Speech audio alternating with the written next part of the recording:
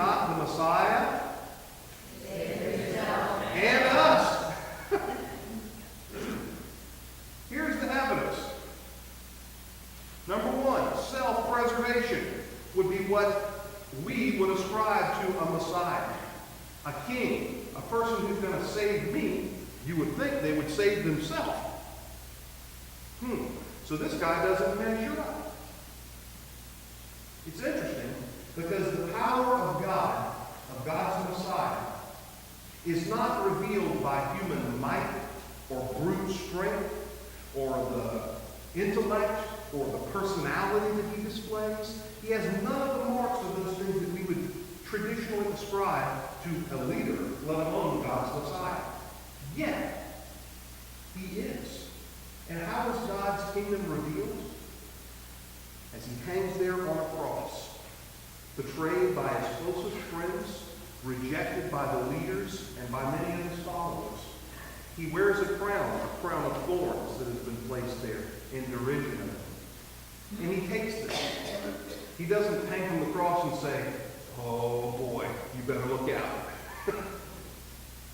He takes all this upon himself. Why? Because he trusts his Father so much that he knows that this is not the end. That this is not the end of his story. As a matter of fact, it's only just the beginning. Because the power of God is not revealed to the world by might makes right. It's not revealed by self-preservation. The power of God is revealed in giving ourselves away. And that God trusted the promise so much that he chose to just freely give. There are many laws written on the books throughout the world that say it's illegal and immoral to take a life. But there is no law against giving a life. Here's how God demonstrates his kingdom to us. And we follow it. If you don't believe me, what do you think we're doing when we gather at this font, when we baptize babies or even adults? Which I'm real excited when I get to do that. We're giving our lives. Saying, God, I trust your word. I trust your promise. We as a family trust this promise. We're giving this child to you. You know better than us. When we have confirmation, we're giving our lives away. Yes, I trust you, Lord. You're worthy of my following. You are my king. When we have wedding ceremonies, whether here or no matter where they are, what are we doing but giving our lives to one another and to God? And when we gather together and we remember the saints that have passed, and we gather around a coffin or cremated remains, we're giving back a life to God that we trust God gave and God will receive into paradise. We choose to give of ourselves because Jesus led the way.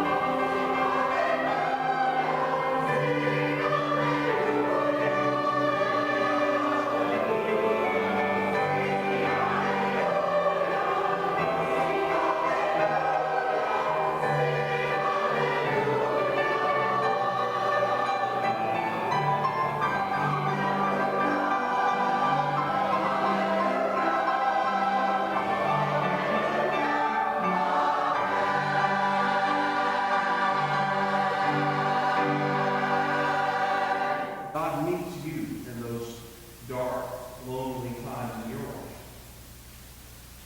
He was there when you were crying. He was there when you were hurting. He was right there. He met you there. And even cooler still for me is that God, the God who was crucified, not only meets us in our pain and hurt and rejection. God sends us to the dejected, to the broken, to the hurting, so that we can be his people, his body, his crucified body, rising again in those relationships and in that hurt and in that pain. So that the resurrection doesn't have to be argued whether it was real or not. You know it. Because you are the resurrection. May we be his people who share his cross